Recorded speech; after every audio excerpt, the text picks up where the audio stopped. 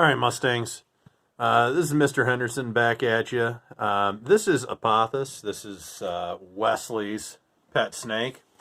The other day we posted a video of us playing with some dry ice, and people had some questions about that.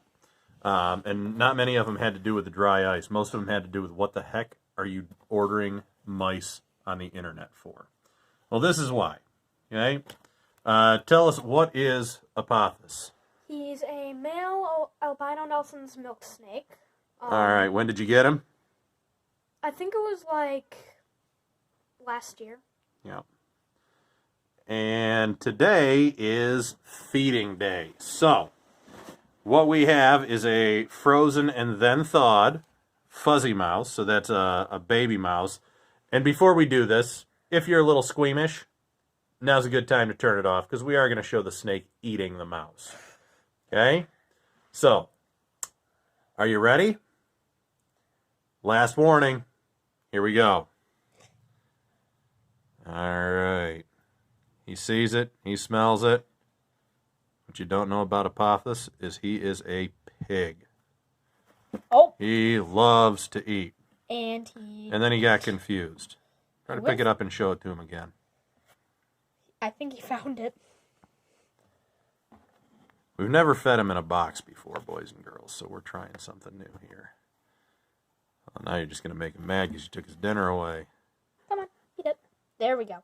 All right. Go for it. So now that he's got it, no, he's got the wrong end. It's got bad breath over there. He's going to have to turn it around and eat it from the head down to the tail. Okay? So this is a confused snake. He'll get there, though.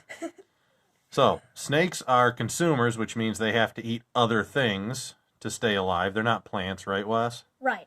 They're not plants. So, hold on. There we go. Oh, there we go. Now, it does not look like that mouse should fit inside of that snake, but I assure you It will. it will. Okay, they can actually open up their mouths and unhinge their bottom jaws so they can eat things that are bigger than their heads. It'd be like you eating a cantaloupe in one bite. It's gross. Yes. All right, so he's trying to make sure that he gets the head first, because if he gets the head first, then all the hair will lay down. It'll be a lot easier for him to swallow.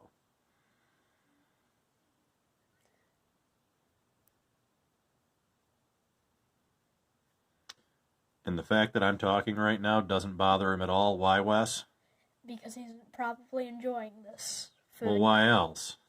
Because he's deaf. Yeah, all snakes are deaf. They can't hear anything. They have no ears. So I could say horrible, horrible things about him, and it wouldn't hurt his feelings, Mustangs. I'm not going to do that, though. Because all things considered, for a snake, he's a good boy.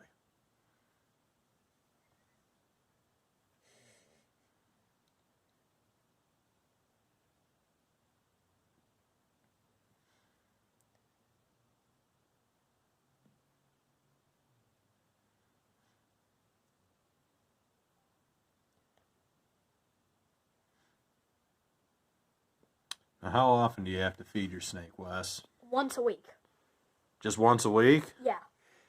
Wow. And how often does he go to the bathroom in his tank? Once a week. Once a week.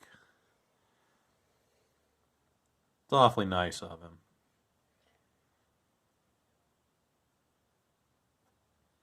But think about it. If you ate something that big and you were that size, you wouldn't need to eat for a while either.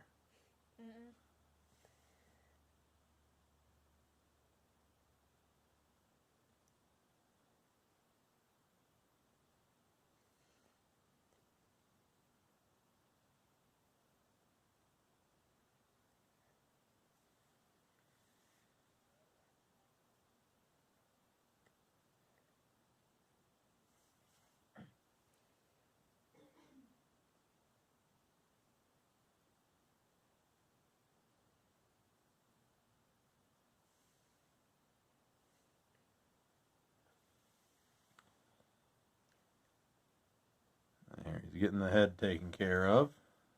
You see how his head's getting wider and flatter? Maybe I can zoom in a little bit. No, not with good quality. Yep, and there we go. He's opening his mouth wider and wider so he can get the whole mouse in there. Because snakes don't chew their food, and they don't have claws or hands or forks and knives to tear it apart into smaller pieces. They just have to eat the whole thing. So we talked earlier about some of the more common traits that you see on carnivores and herbivores. Well, all snakes are carnivores. Every single one of them. Every snake you've seen, every snake you will see is a carnivore. But they don't have big canine teeth. They have little tiny teeth that go throughout their mouth, and I'm not going to show you on Apophis here because his mouth's full. And they don't have claws like we talked about either, because in order to have claws, you have to have feet. So it would be difficult for them to have claws. And lastly, you can tell that their eyes are sort of on the top of their head and on the sides. We talked about how a lot of predators have their eyes in the front of their head. That's not exactly true for our friend here. Okay? So think about why they might want to be on the top of his head. Why do you think they might want to be on the top of his head, Wes? Because a lot of birds like to eat snakes, I think. And when you're a snake, everything's up. True. Right? There's not a whole lot of down when you're just a noodle on the ground, is there? So they got to be looking up. And you can tell by Apophis here, he's, not even 1.5 feet long. No. And he's really skinny. So he's like a really colorful piece of spaghetti. He needs to see what's coming after him. And if his eyes were in the front of his head, he might miss something. So they really are more on the tops of their heads and on the sides. He's moving around to help that, digest, right? Yep. He's just trying to position it because it's a big meal for him, and he's got to make sure that he's got it situated just right. But he is doing awesome.